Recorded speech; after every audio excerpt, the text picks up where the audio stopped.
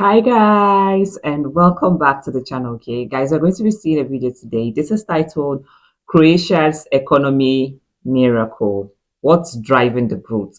All right, I know a lot of people are curious to know this. Okay, so if you're curious as much as I am, please subscribe, and if you find this video interesting, like, share and comment. All right, so let's jump in.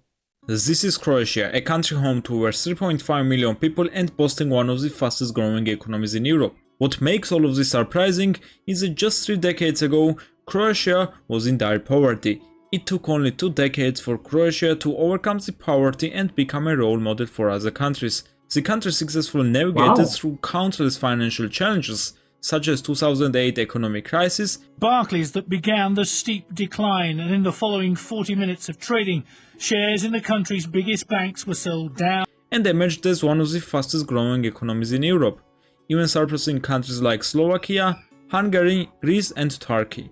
To really understand how big of an economic success Croatia is, we have to remember that Croatia had the fastest growing economy in the European Union between 2019 and 2024. However, behind the fastest growing European Union economy, there are some cracks that could potentially lead to its downfall. So the main question is, how did Croatia's economy grow so fast, and what are the challenges that could potentially lead to its downfall? To really understand the full topic, we have to divide the video in several chapters. Croatia's economic history under Austro-Hungary and Yugoslavia. Independent Croatia, the good, the bad and the ugly. Croatia now, modern challenges and opportunities. Croatia has a rich history, and we could talk about it for hours, but to keep things brief, let's focus on the last 2 centuries. In the 19th century, Croatia was part of Austro-Hungarian Empire. At the time, its economy was mostly based on agriculture, with smaller contributions from shipbuilding and lumber mills. While there were some pockets of industrialization, it remained quite limited compared to other parts of the empire.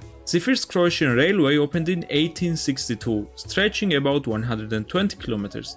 Although the railway network expanded quite quickly, industrial growth was much slower.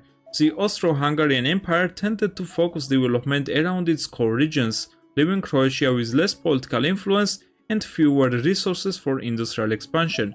After the collapse of the Austro-Hungarian Empire, Croatia joined with Serbia and Slovenia to form a new kingdom, which was officially renamed the Kingdom of Yugoslavia in 1929. At that time, Yugoslavia was one of the least developed countries in mainland Europe, so it was making gradual progress in improving its economy. During World War II, Croatia briefly became a puppet state aligned with the Axis powers. However, after the war, it was reintegrated into Yugoslavia and had to adopt a socialist economic model. Yugoslavia was made up of 6 federal republics and followed a command economy, where the government held much greater control than in capitalistic systems. However, Yugoslavia's approach was unique.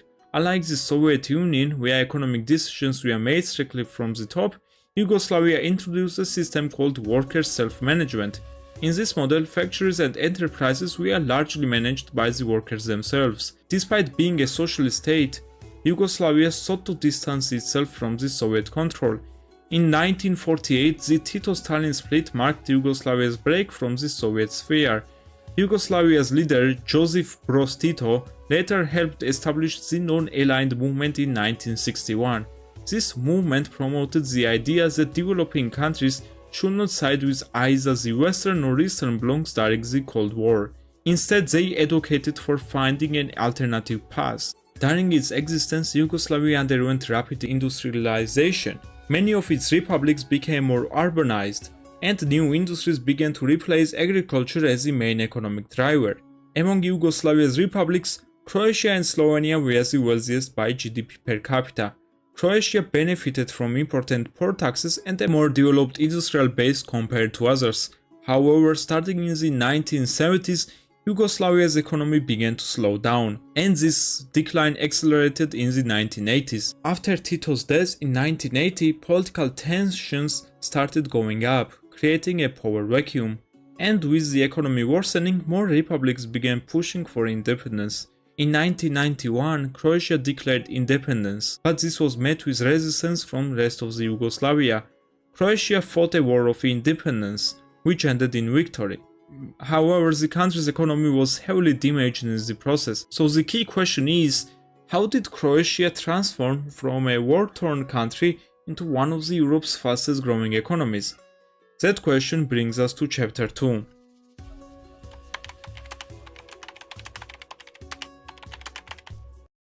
A lot of things went wrong once Croatia gained independence. For one, they had to essentially navigate while adopting a different economic model and at the same time dealing with war issues. In 1995, Croatia agreed to inherit part of Yugoslavia's debt, and that led to more than half of the country's debt coming from that agreement. The country also suffered from high inflation and unemployment. However, both of those problems were quickly dealt with. What made Croatia so attractive to investors was its closeness to the European Union market. The country is situated super close to big European economies such as Austria, Germany, Italy and others, and its strategic location not only boosted tourism but also made it easier to serve as a transportation hub. Croatia established few financial institutions that basically turned the country to investors' greenhouse. For example, Croatian Bank for Reconstruction and Development is a state-owned bank which is mostly used for funding big important national projects and investments, such as building highways, modernizing ports, and helping the tourism sector. Croatia also has several investment institutions that helps foreign investors to invest in local economy. With everything being said, it's worth mentioning that Croatia has few problems that will be very important to deal with. Croatia's economy is not exactly as diversified as we would like it to be. For one, it's extremely dependent on European Union and tourism. The country's economy was hugely damaged by the 2008 financial crisis, during which the unemployment skyrocketed. At the same time, the GDP declined, and it took almost a decade for it to recover. Croatia joined the European Union in 2013, and that opened the door to new possibilities. The European Union was actively investing in this country. However, Croatia still suffers from many issues, including low fertility, brain drain, and extreme dependence on tourism, which brings us to chapter 3.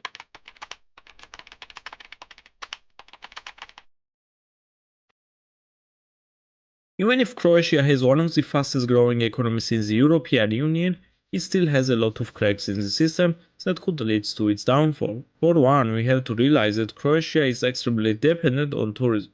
In 2022, revenue from foreign visitors equaled to 18.9% of Croatia's GDP. This puts Croatia as one of the most tourism-dependent countries in the world. While tourism has Wow, this video is actually packed with lots of research. All right, I think Croatia depending on tourism so much is actually a very great setback. All right, it's actually a very great setback. I never knew they actually depended on tourism this much. Okay. some positive effects such as multiplier effect, which means that tourism revenue ends up circulating in the country and helps other sectors. Country being over dependent on this sector could be extremely risky. For one, during financial downturns, people tend to travel less. For example, after 2008 financial crisis, Croatia's tourism sector was hit hard. Foreigners were cutting the trips shorter and they were spending much less on the trips. This, combined with higher interest rates, caused the recession in Croatia, which dramatically increased unemployment and economic instability. On the other hand, most of Croatia's main export partners are in the European Union. In 2024, Germany, Italy, Slovenia, Hungary and Austria made up almost half of Croatia's exports. This creates a risk. If another crisis hits the European Union, Croatia's economy could take a serious hit because it relies heavily on trade within the European Union. Recently, several of these countries, including Germany and Italy, have faced slow economic growth and political instability. Such developments could pressure on Croatia's economy. Another issue that Croatia might suffer from is small population. Now, small population is not necessarily a big problem for countries, however, it makes countries less attractive to investments. Croatia is suffering from very low fertility rates. What makes the situation worse is that the country is also suffering from brain drain. Being in the European Union, it is much easier for educated professionals to leave the country and work in wealthier nations. This has already negatively impacted the country's population. In the early 1990s, Croatia had more than 4.5 million people. However, that number now has reduced to less than 4 million people. Moreover, Croatia's median age is at almost 45 years old, which puts it as one of the highest aging population in the world. Last but not least is the issues with bureaucracy and taxes. Croatia's bureaucracy is famous for being extremely slow. The slow process, especially with giving building permits, can possibly deter a lot of investors from investing and executing their business plans. Even the biggest city in Croatia, Zagreb, has less than 1 million population, which makes it quite less attractive for investments compared to other cities in different countries. By all means, Croatia is a decent place to invest. However, the aging population coupled with slow bureaucracy and not so low taxes compared to Ireland or Cyprus makes it a little less attractive for investors. On the other hand, Croatia is heavily funded by the European Union. However, according to some economists, the jobs added by the European Union funds are not necessarily as productive as we would like it to be. Croatia will have to be extra efficient with the European Union funds. Croatia was a big part of RRF funds, however that funding will stop in 2026. The Union will introduce new funding initiatives in 2027. However, it is expected that Croatia will receive a lot less compared to what they are getting for now. It is expected that Croatia will receive 16.8 billion euros from 2028 to 2034, which is 33% less compared to what they were getting between 2021 and 2027. International Monetary Fund has issued a small warning to Croatia, noting that a huge portion of growth and investment came from European Union's financing, and that the country will have to be very careful to not over-rely on it. However, I still believe that Croatia has its chances to not only strengthen its economy, but also explore other industries.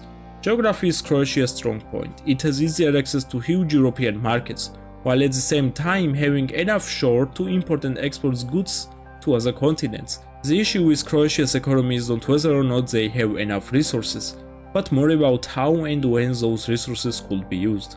For one, Croatia will have to try and diversify their economy, meaning that they might have to provide a bigger incentives for local and foreign businessmen to invest in other sectors besides tourism, while at the same time making sure that the investors will have painless process in terms of filing out all the necessary paperwork. Hey, thank you for watching my video. If you have liked the video, please subscribe so you will not miss out on our future uploads. Okay, this is quite interesting and also an eye-opener. Croatia is actually doing well when it comes to their economic growth, all right, even though they actually depend on some of the things listed in this video, okay? They are actually trying, and I know with some kind of push and effort, they will actually do well without depending on the EU, without depending on tourism. So please share your thoughts. I don't know much about Croatian economy, so I really cannot say much. I don't want to like depend on the information that I got from this video alone. All right. So share your thoughts, share your opinion. If you're in Croatia, please let us know how the Croatian economy is right there. All right. And also share tips that you think will actually help Croatia to be better. All right. Thank you for watching. Thank you for recommending. See you guys on my next one. Bye.